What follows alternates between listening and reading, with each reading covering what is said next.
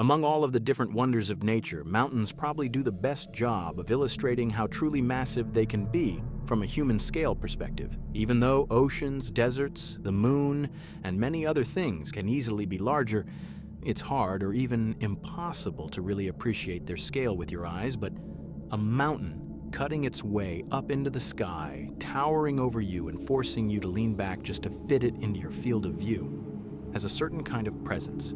Huascarán is the tallest mountain in Peru, which is a country already well known for beautiful mountain ranges. Huascarán, at 22,205 feet or 6,700 meters tall, it's only the fourth tallest mountain in South America. And on the world stage, it's even less impressive. And yet, despite this, it holds the record for being the single deadliest mountain on Earth. It's responsible for more deaths than K2, Everest, and the next dozen deadliest combined. In this video, we'll go over the incidents that led to this horrific record. And as always, viewer discretion is advised.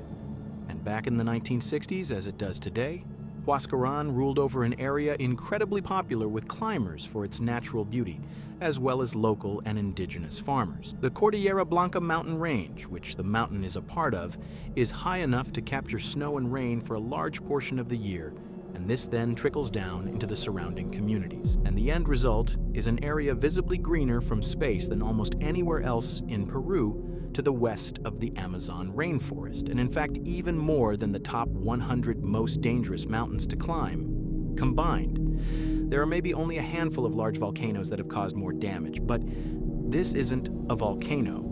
The name Huascarán is relatively new and is only one of several the mountain has. Native groups also call the mountain Matarao or Matararju, which means twin snow peaks because the mountain is a conjoined pair.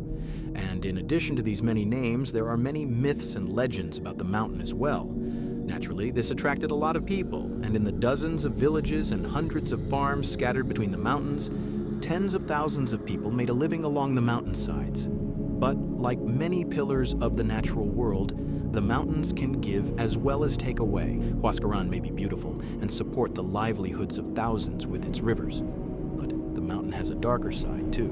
Huascarán actually has the highest death count of any mountain on Earth. More than Everest, more than K2. Some of these myths say that the mountains are the spirits of two star-crossed lovers, cursed by the boy's father but brought together again by a god who took pity on them. Others say it's a protector guardian spirit, which, considering the farmland the mountain supports, you can see why it's so revered.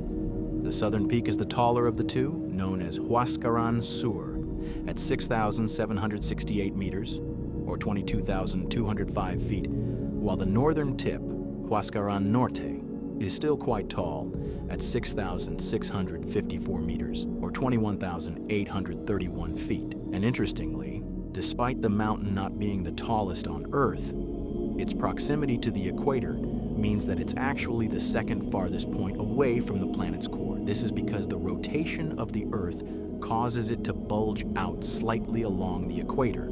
So the only point farther away is a short distance north on the volcano Chimborazo in Ecuador.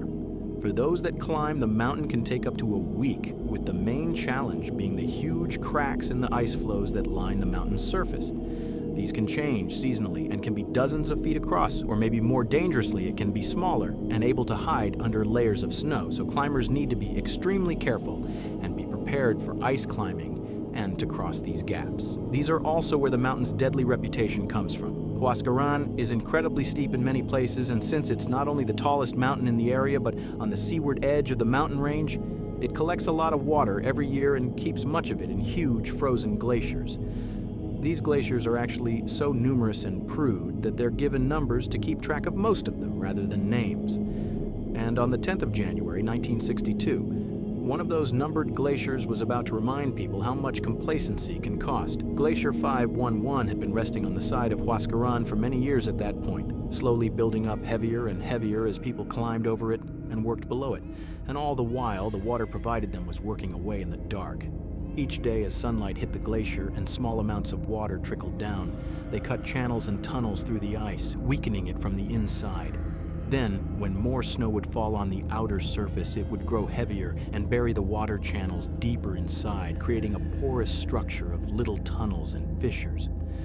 Until one day, The weight was too much. Without any external warning, about 10 million cubic meters of ice and stone broke off from the side of the mountain. The frozen wave then traveled over 16 kilometers in 4 minutes, destroying 9 villages before burying the town of Ranrahirca. As that happened, 4,000 people were killed in just about the time it took to get this far in the video.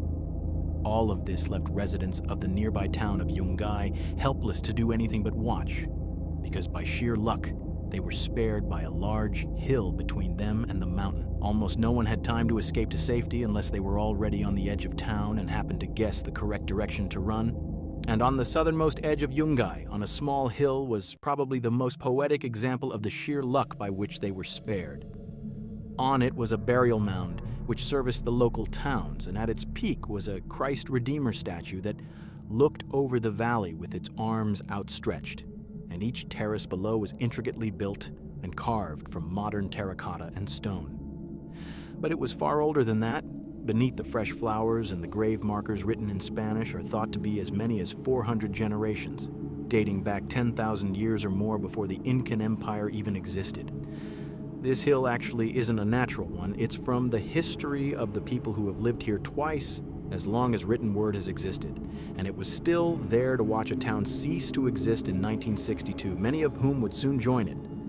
Huaicos are what some of the natives call these avalanches, that are composed largely of ice and rock, in addition to the regular snow of most avalanches, and these are well known to people in the area. The Peruvian Andes, being between the Pacific Ocean and the Amazon rainforest, makes the highest peaks in the range the perfect place to collect millions of tons of ice.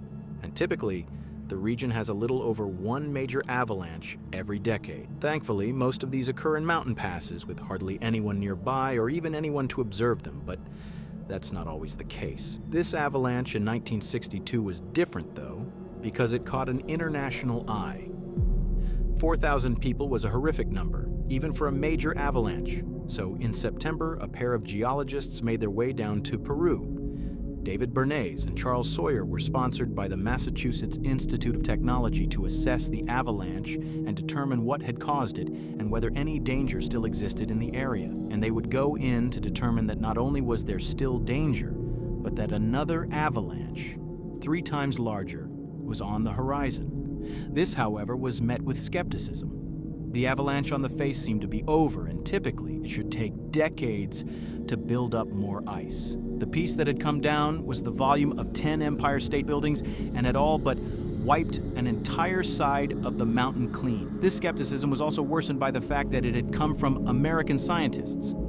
At the time, there was quite a bit of tension due to America's intervention in countries all over South and Central America, which led to a serious lack of trust. So the local government then brought in its own investigator, who confirmed that the Americans had rushed their assessment and were ill-informed. Afterward, anyone who raised concerns or stated that Yungay wasn't safe was clearly just causing a panic, and they were threatened with jail time for disturbing public tranquility. The 2 geologists were also threatened with arrest, forcing them to flee back to the United States, and years of uneventful peace returned to Yungay. But, as you might have guessed, the government had lied. Interestingly, since the 1940s, the Peruvian federal government had been trying to establish a hazard zone that would prevent continued development and even force people to move away from some of the more dangerous areas. But local government and residents consistently opposed the idea. The mountain may be dangerous, they agreed, but the farmland there had sustained many villages for hundreds and hundreds of years. In essence, they knew the risks, they just didn't want to leave. However, what local governments had chosen to ignore was staggering. It made the avalanche that just happened look like a child's game. What had fallen in 1962 was a glacier covering the mountain's face. In many places, it was dozens of feet thick and enormous, but it was mostly just lying on the surface of the mountain. That is, except for one part. What Bernays and Sawyer found when they surveyed the mountain was that near the base, the glacier had been cutting across at a sideways angle, and slowly, over millions of years, it dug out a cut along the mountain's face, much like how you carve out a V-shaped notch at the bottom of a tree with an axe when you try to cut it down. And this notch meant that the entire face of the mountain, made of granite, not ice, was holding on with nothing underneath it. All it needed was a small push. And horrifyingly, part of the government had made it a literal crime to say anything about it. But again, years passed, then more and more, and by 1970, most people had probably forgotten about the Americans and their ridiculous claims. Until the 31st of May, at exactly 3:23 local time, when the Ancash earthquake hit Peru and plunged the country into its darkest hours. At a 7.9 on the moment magnitude scale, which is a slightly more precise modern version of the Richter scale, the Ancash earthquake was centered 35 kilometers off the coast, almost directly in front of Yungay and Huascarán. Immediately, power lines fell, roads buckled, water mains cracked, and every utility in the nearby coastal cities ceased to function. The largest city in the region with over 3 million residents, Chimbote, was also the closest to the epicenter, and within minutes, its streets became a maze of rubble and crumbling buildings.